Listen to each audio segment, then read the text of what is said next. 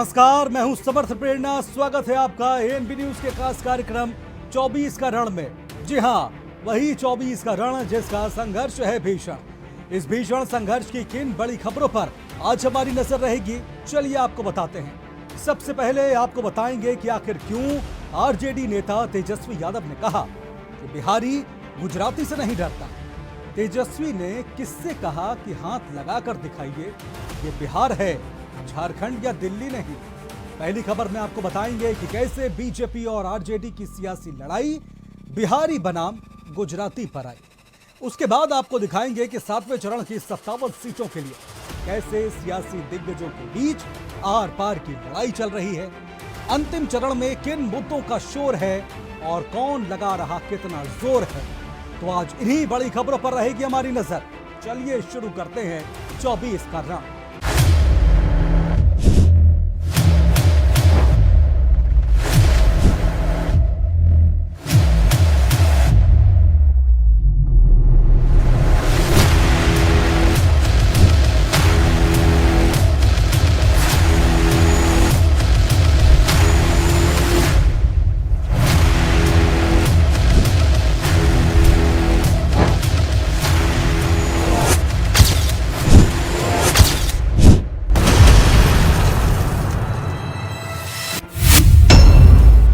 बिहार की 40 लोकसभा सीटों में से 32 पर वोटिंग हो चुकी है। अब 8 सीटें बाकी हैं जिन पर 7वें चरण में मतदान होना है। इस अंतिम चरण को लेकर बीजेपी और आरजेडी के बीच जोरदार घमासान चल रहा है। काराकाट की रैली में पीएम ने बिना नाम लिए कहा कि बिहार में जिन्होंने नौकरी के बदले जमीनें लिखवाई हैं, उनके जेल जाने का काउंटडाउन शुरू हो चुका है। इस पर पलटवार करते हुए तेजस्वी ने कहा कि हाथ लगा कर तो दिखाइए, ये बिहार है, झारखंड या दिल्ली नहीं। एक बिहारी गुजराती से डरने वाला नहीं। बिहार के डिप्टी सीएम तेजस्वी यादव प्रधानमंत्री मोदी को संबोधित करते हुए चुनौती भरे अंदाज में बोल रहे हैं कि ये झारखंड या दिल्ली नहीं है, एक बार हाथ लगाकर तो दिखाइए। बिहारी किसी से डरता नहीं है। तेजस्वी आगे कहते हैं कि एक 74 साल के बुजुर्ग 34 साल के नौजवान को धमकी दे रहे हैं, जनता फैसला करेगी। आप बताओ, एक 34 साल के बिहारी नौजवान को डरा रहे हैं। बिहारी गुजराती से डरता नहीं है। मोदी जी, ये झारखंड और दिल्ली नहीं है, ये बिहार। एक बार हाथ लगा करके तो दिखाओ। लेकिन आप सोचो, एक 75 साल के बुजुर्ग एक 34 साल के नौजवान को धमकी दे रहा है। वो वक्त जनता फैसला करेगी, हमारी मालिक तय करेगी। आखिर ऐसा क्या हो गया कि बिहार के पूर्व डिप्टी सीएम को देश के पीएम से ये कहना पड़ रहा हो कि हाथ लगा करके दूध दिखाओ, हम बिहारी हैं, गुजराती से डरने वाले नहीं। आप बताओ, एक 34 साल के बिहारी नौजवान को डरा रहे हैं। बिहारी गुजराती से डरता नहीं है। आप बताओ, एक 34 साल के बिहारी नौजवान को डरा रहे हैं। बिहारी गुजराती से डरता नहीं है। दरअसल प्रधानमंत्री नरेंद्र मोदी 7वें चरण के चुनाव प्रचार के लिए बिहार के काराकाट पहुंचे थे, जहां जनसभा को संबोधित करते हुए उन्होंने कहा कि आज मैं बिहार के लोगों को एक गारंटी दे रहा हूं। जिन्होंने बिहार के गरीबों को लूटकर नौकरी के बदले जमीन लिखवाई है, वे कान खोल कर सुन ले, उनको जेल जाने का काउंटडाउन शुरू हो चुका है। बिहार के लोगों को एक और गारंटी दे रहा हूं। जिन्होंने बिहार के गरीबों को लूटकर नौकरी के बदले जमीन लिखवाई है,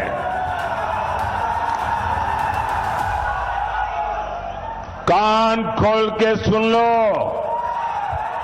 उनका भी जेल जाने का काउंटडाउन शुरू हो चुका है।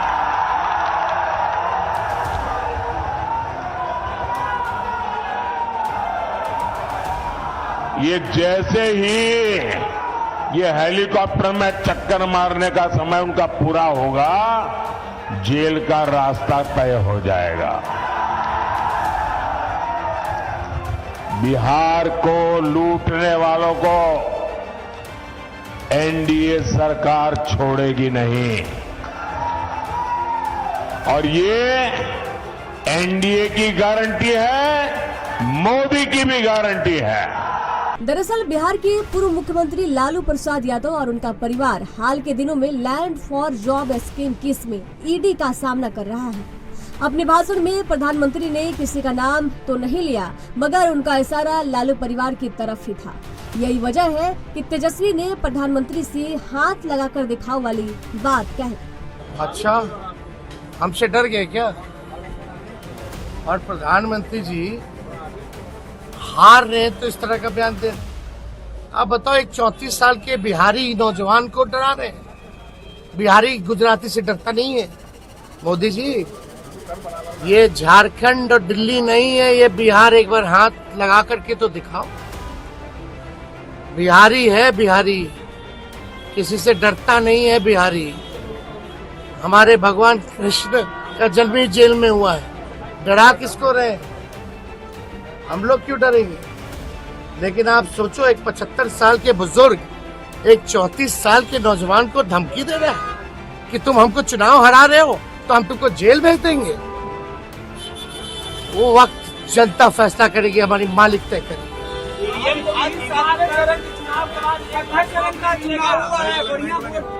जीत गए। अरे बीजेपी सफा चट। तेजस्वी के बयान पर बिहार के डिप्टी सीएम सम्राट चौधरी की प्रतिक्रिया सामने आई है। सम्राट चौधरी ने कहा कि इस देश में जो भी चोरी करेगा उसको प्रधानमंत्री मोदी से डरना ही होगा। अरे जो चोरी करेगा उसको डरना होगा। इस देश में जो भी चोरी करेगा उसको मोदी जी से डरना ही होगा। ये गलतफहमी में मत रहिए कि सीना जोड़ करके कि हम जो कहे वही सही है। तो ये पूरी तरह प्रूव्ड केस है कि आपके आदरणीय पिताजी ने जमीन लिया, बहुत दूर नहीं है। इस पटना एयरपोर्ट के 1 किलोमीटर की दूरी पर आपके पिताजी ने जमीन लिया और जमीन के बदले नौकरी दिया। तो चोरी करने वाले को जेल के अंदर जाना ही पड़ेगा। देखिए, पूरी तरह जो लालू प्रसाद जी ने और कांग्रेस के लोगों ने जो मुसलमानों को ओबीसी के नाम पर आरक्षण दिया है, इन तमाम चीजों की समीक्षा होगी और पूरी तरह खत्म किया जाएगा। प्रधानमंत्री जब भी बिहार में जनसभा करते हैं तो हर बार विपक्षी दलों के साथ साथ उनके निशाने पर लालू परिवार होता है। दिन हो या रात, वो वोट बैंक को खुश करने में जुटा है। साथियों, एलईडी के बल्ब उसका जमाना चल रहा है, और ये यहाँ बिहार में लालटेनियां लेकर के भी घूम रहे थे।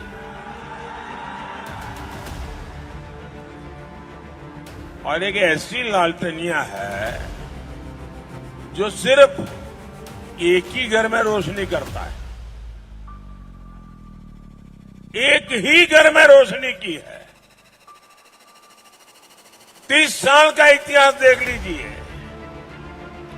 एक ही घर में रोशनी और चारों तरफ अंधेरा हो जाए तो हो जाए, उनके घर की रोशनी जलती रहे। इस लालटेनियों ने बिहार में अंधेरा ही अंधेरा फैलाया है। दूसरे के बेटे बेटियों के लोग पूछते तक नहीं है। इंडी गठबंधन वालों का सूत्र है, अपना काम बनता भाड़ में भाए। अपना काम बनता, जरा जोरों से बताइए तो सुनाई दिया उनको। अपना काम बनता। एलईडी बल्ब गांव में जाइए तो महिलाएं और जितने लोग हैं कह रहे हैं कि बिजली के बिल जो प्राइवेटाइज कर दिया गया है तो बहुत ज्यादा बिजली का बिल आ रहा है। वही इंडिया गठबंधन की सरकार बनेगी तो हम लोग 200 यूनिट बिजली फ्री लेने जा रहे हैं। मोदी जी को कुछ भी भाषण देने दीजिए, आज भी बिहार में लालटेन युग है। आरजेडी का कहना है कि प्रधानमंत्री अपनी संभावित हार से डर गए हैं, इसलिए वे भाषा की मर्यादा भूल गए हैं। उधर बीजेपी की माने तो आरजेडी और लालू खुद डरे और थके हुए लोग। प्रधानमंत्री जी से पहले असहमत होते थे, उनकी बातों से, उनकी सोच से, उनके विचार से, उनकी कार्यशैली से। अब प्रधानमंत्री जी की चिंता होती है मुझे। मेरे देश के प्रधानमंत्री हैं। दुनिया में क्या सोचा जा रहा होगा कि मेरे देश के प्रधानमंत्री की पॉलिटिकल जुबान भैंस, मंगलसूत्र, मछली, मटन और मुजरा क्या बना के रखती है? कौन सी फिल्में देख देख करके डायलॉग लिखे जा रहे हैं आपके? और अनशन आधारहीन बातें, धर्म के नाम पर आरक्षण। कभी मंडल कमीशन रिपोर्ट पढ़ा? मैंने बार बार प्रेस कॉन्फ्रेंस करके कहा कि मंडल कमीशन की रिपोर्ट पढ़िए। 3743 जातियां हैं और गैर हिंदू जातियां भी हैं, गैर हिंदू धर्म की। किस आधार पर? आर्टिकल 15 और आर्टिकल 16 कहता है सामाजिक शैक्षणिक आधार।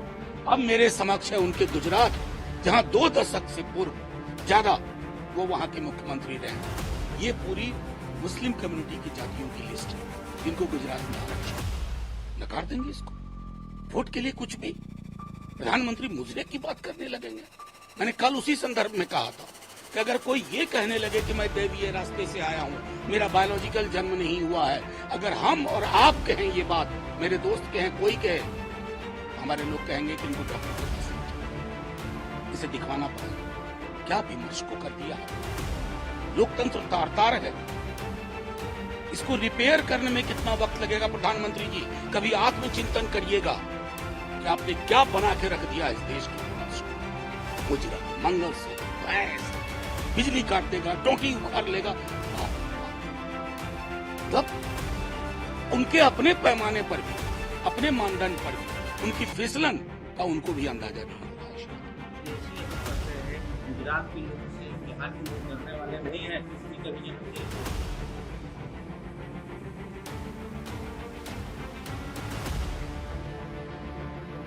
लालू प्रसाद यादव जी डरे हुए, थके हुए लोग हैं, इसीलिए ऐसी बातों को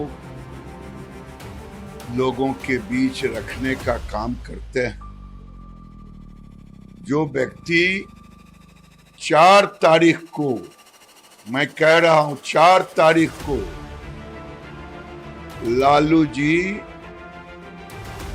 आप सचमुच में इतने दिनों तक केवल मुसलमान मुसलमान चिल्लाते रहे, आपका पूरा कुनमा केवल मुसलमान मुसलमान चिल्लाया। मुसलमान मुसलमान चिल्लाने से आपका खाता नहीं खुलेगा।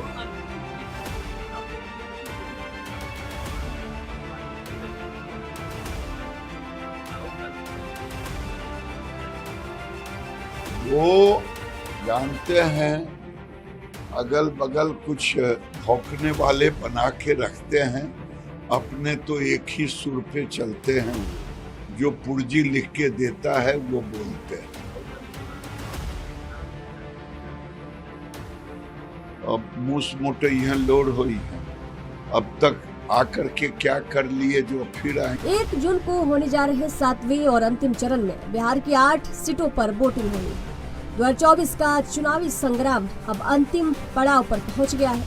यही वजह है कि दोनों ही तरफ से तल्खियां तेज है। 24 का रण में फिलहाल वक्त तो चला एक छोटे से ब्रेक का, जल्द लौटेंगे।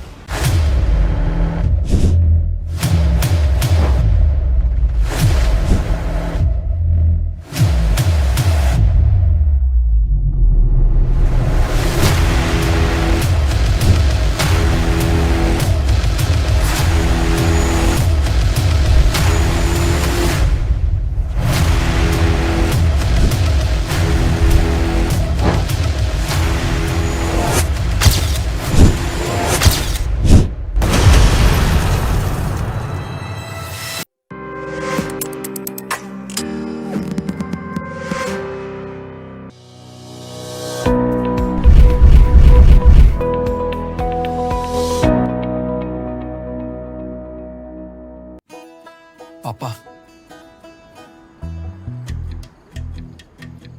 पक्की नौकरी, जीता है। नहीं दबेगी कोई आवाज, हटेगे पर्दे, सामने आएगा हर राज। वो छिपाते हैं हकीकत, उनकी सच्चाई सामने लाते हैं हम। इसीलिए एएनबी न्यूज पर भारत को है नाज।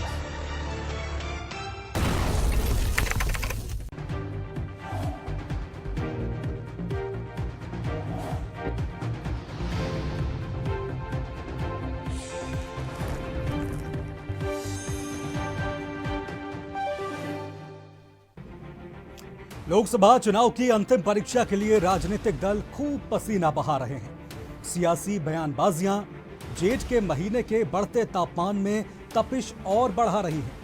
7वें चरण में 8 राज्यों की 57 लोकसभा सीटों पर वोटिंग होगी, जिसमें बिहार की 8, चंडीगढ़ की 1, हिमाचल प्रदेश की 4, झारखंड की 3, ओडिशा की 6, पंजाब और यूपी की 13 सीटें और पश्चिम बंगाल की 9 सीटें शामिल हैं। इन सभी राज्यों में नेता अंतिम जोर लगा रहे हैं, विरोधियों पर जमकर निशाने साधे जा रहे हैं। प्रधानमंत्री मोदी आज यूपी के दौरे पर रहे, जहां उन्होंने बांसगांव में चुनावी रैली को संबोधित किया। इस दौरान उन्होंने सपा की पूर्ववर्ती सरकारों पर जंगल राज का आरोप लगाया। उधर बलिया में सपा प्रमुख अखिलेश यादव ने चुनाव प्रचार के दौरान केंद्र सरकार पर आरोप लगाते हुए कहा कि 10 साल से बीजेपी सरकार ने हमें और आप सभी को धोखा दिया है। वहीं मिर्जापुर में यूपी के सीएम योगी आदित्यनाथ ने भी चुनावी सभा की। जो सपा केवल अपने परिवार का कुटुंबा बचाने के लिए चुनाव लड़ रही है, यही सपा का चरित्र है। आप याद करिए, सपा का वो जंगल राज, बहन बेटियों का घर से निकलना मुश्किल था। मां बाप मजबूर होकर बेटियों का स्कूल कॉलेज छुड़वा देते थे। व्यापारी इसी खौफ में जीते थे, अब कौन गुंडा फिरौती मांग ले, कब किसका प्लॉट कब्जा हो जाए, कब किसका खेत चला जाए। सरकार की जमीन तक पर माफियाओं ने महल खड़े कर दिए थे। लेकिन जब से योगी जी आए हैं, माहौल ही बदल गया, मौसम भी बदल गया। हमारे योगी जी तो अच्छों की गर्मी उतारने में एक्सपर्ट है।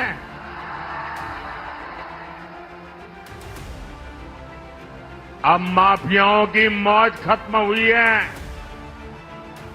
उनके महलों की जगह गरीबों के लिए घर बन रहे। इसलिए मैं आपसे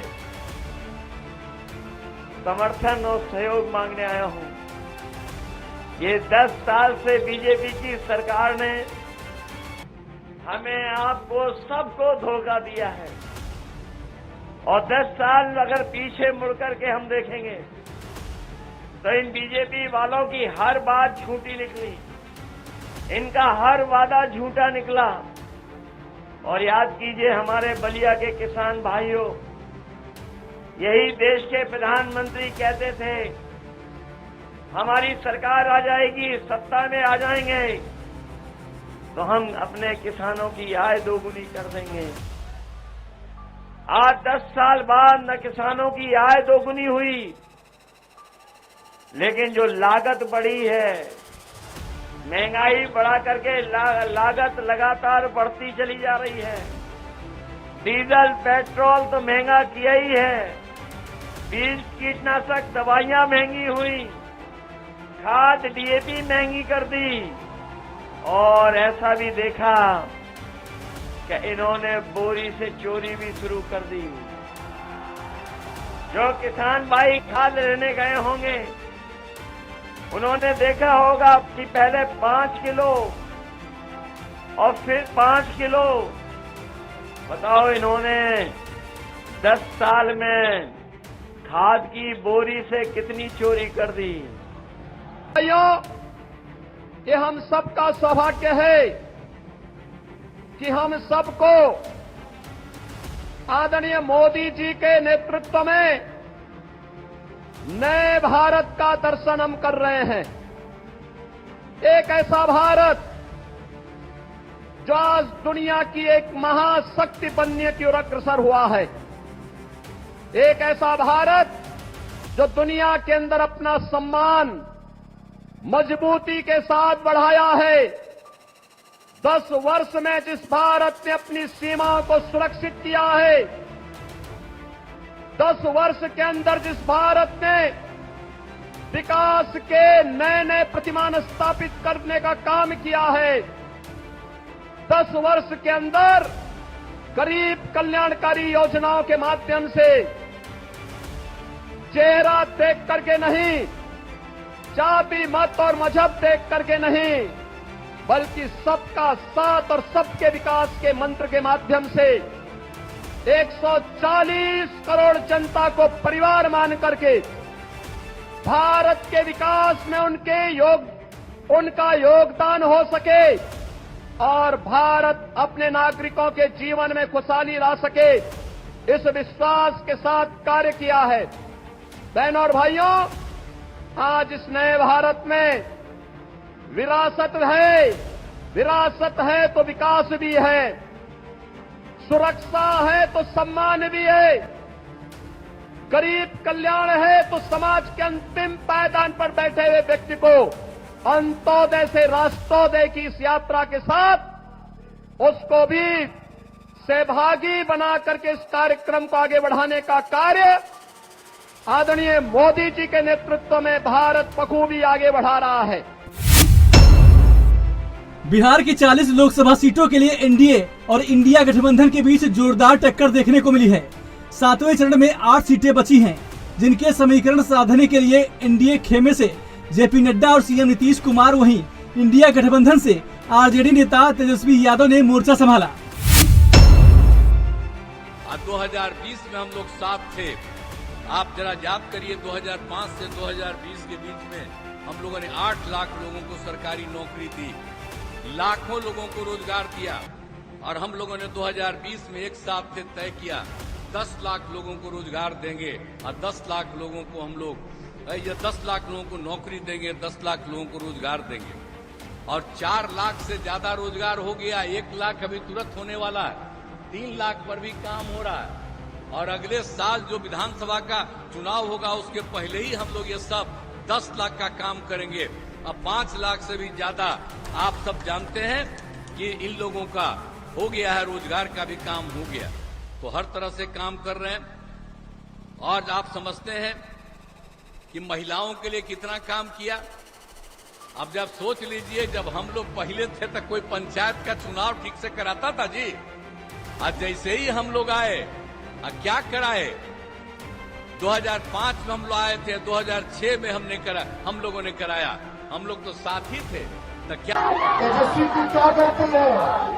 तेजस्वी ने 5 लाख नौकरी दिया, आज नौकरी देने की बात कर रहा है। हमारी सरकार बनेगी तो 1 करोड़ नौजवानों को सरकारी नौकरी मिलेगा। अब तेजस्वी तब तक शांत में बैठेगा जब तक अपने बेरोजगार भाइयों को नौकरी न दिलवा दे। यही गलती है तेजस्वी।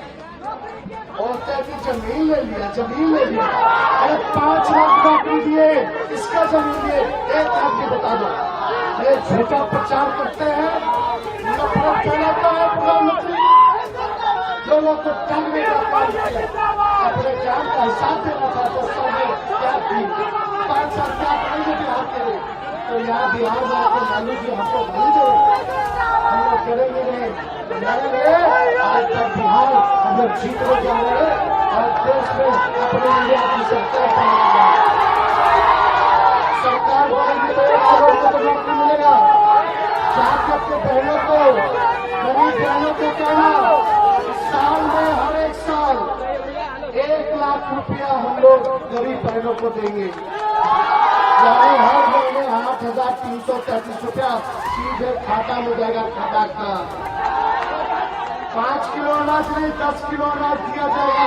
10 किलो अनाज। गैस सिलेंडर 500 रुपया कर दिया जाएगा। 500। अग्निवीर योजना को खत्म किया जाएगा। पहले जैसे बहाली होती थी वैसे बहाली होगी। और जो भी अग्निवीर के आंदोलन में जिन पर मुकदमा है उसको भी लोग वापस लेने का काम करेंगे। किसान भाइयों का आय दुगना है, इसके लिए 10-75 मैं भूलने वाला नहीं हूँ। बिहार में जंगल राज देखा, आप भूल गए होंगे। जहानाबाद में 3 बजे के बाद 2005 से पहले न कोई आता था न कोई जाता था। बोलो मैं सच बोल रहा हूँ कि नहीं बोल रहा हूँ? अगर मैं सच बोल रहा हूँ तो जोर से बोलो हाँ। ये सच था कि नहीं था? बोलो, किसान पलायन कर रहे थे कि नहीं कर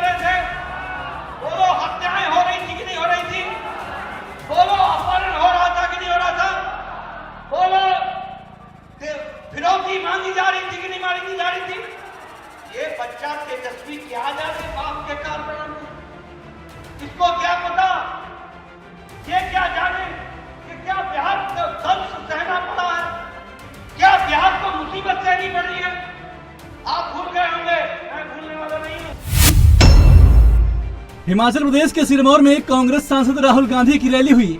अपने संबोधन में राहुल ने रोजगार का मुद्दा उठाया।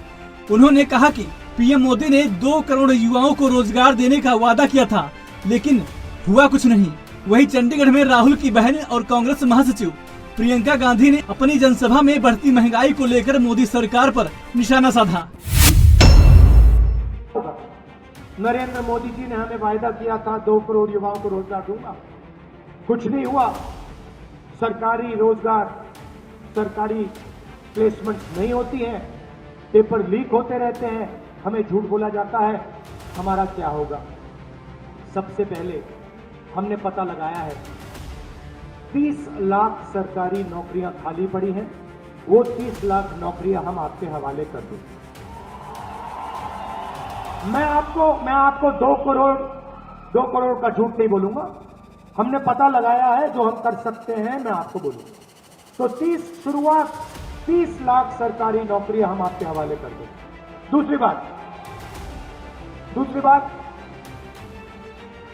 मनरेगा में हम गरीब लोगों को अधिकार देते थे रोजगार का, मगर जो हमारे ग्रेजुएट्स हैं, college graduate, university graduate, diploma holders, उनको मनरेगा योजना से फायदा नहीं होता, क्योंकि वो मजदूरी नहीं करेंगे वो ग्रेजुएट। तो अब हम हिंदुस्तान के ग्रेजुएट्स के लिए एक नया अधिकार लाने जा रहे हैं।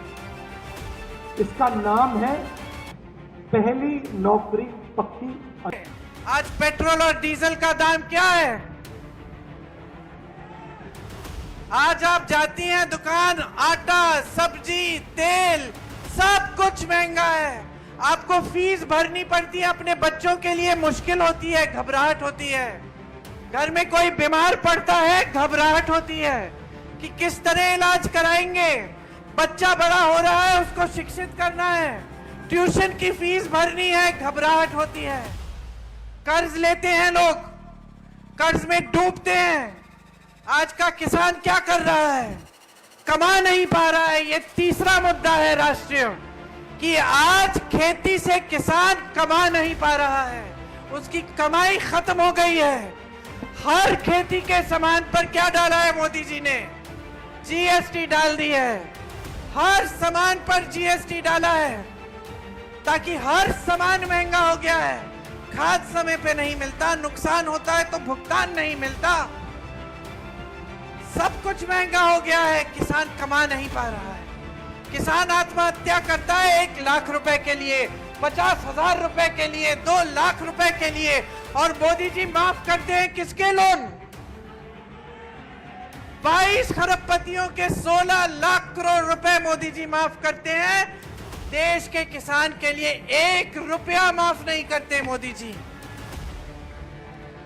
मोदी जी से पूछिए किसानों की क्या समस्या है, मुंह बंद, कुछ नहीं बोलेंगे। जानते हैं क्यों? क्योंकि 10 सालों में उन्होंने कष्ट नहीं किया है ये पता करने का कि किसानों का इस देश में क्या कष्ट है। 10 सालों में एक बार किसी किसान के साथ खेती में नहीं दिखे हैं ये पूछते हुए कि आपकी समस्या क्या है। आप ये जो बहा रहे हो अपना पसीना रोज रोज, ये जो मेहनत कर रहे हो, इससे जो तुम्हारी कमाई, आपकी कमाई खत्म हो रही है, इसके बारे में मोदी जी आपसे पूछते नहीं है।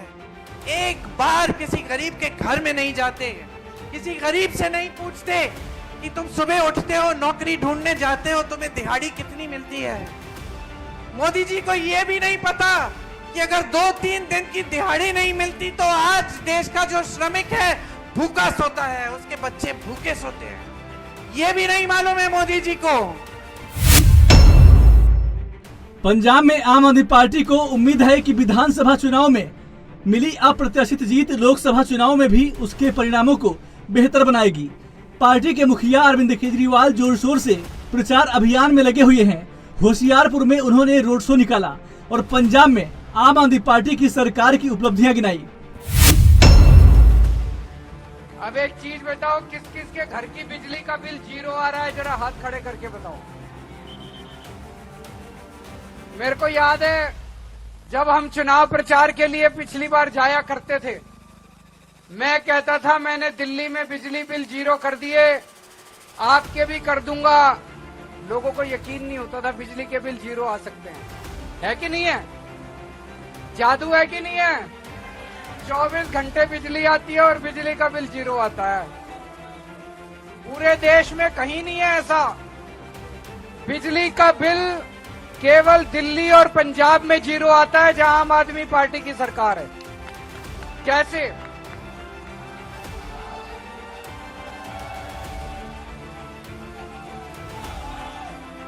ये कैसे हुआ? हमारी ईमानदार पार्टी है, भ्रष्टाचार बंद करके खूब पैसे बचाए और उस पैसे का आप लोगों को फायदा पहुंचा रहे हैं। पूरे पंजाब में जगह जगह मोहल्ला क्लिनिक खुल रहे हैं, यहां भी खुले होंगे 12 मोहल्ला क्लिनिक। कौन कौन गया मोहल्ला क्लिनिक? किस किस ने देखे हैं? फ्री दवाइयां मिलती हैं, फ्री इलाज होता है, अच्छे हैं कि नहीं है? आज तक पंजाब में 75 साल में इतनी सरकारें आई, इस पार्टी की भी आई, इस पार्टी की, किसी ने आपको इतनी सहूलियत नहीं दी तो 2 साल के अंदर आपको मिलने लग गई। सत्ता पक्ष और विपक्ष अपनी अपनी जीत को लेकर बड़े बड़े दावे कर रहे हैं। कुछ जानकारों का मानना है कि 2024 जनादेश निर्णायक होगा। वहीं कुछ का विश्लेषण है कि एनडीए और इंडिया गठबंधन के बीच कांटे की टक्कर चल रही है। ऐसे में ये 57 सीटें जीत और हार का फैसला करने में अहम होगी। Election desk ANB news. तो 1 जून तक आर पार की लड़ाई को नेता यूं ही धार देते रहेंगे, जिसे हम आपको दिखाते भी रहेंगे। लेकिन आज के लिए फिलहाल इतना ही। मुझे दीजिए इजाजत। हर चुनावी अपडेट के लिए आप बने रहिए एएनबी न्यूज के साथ। नमस्कार।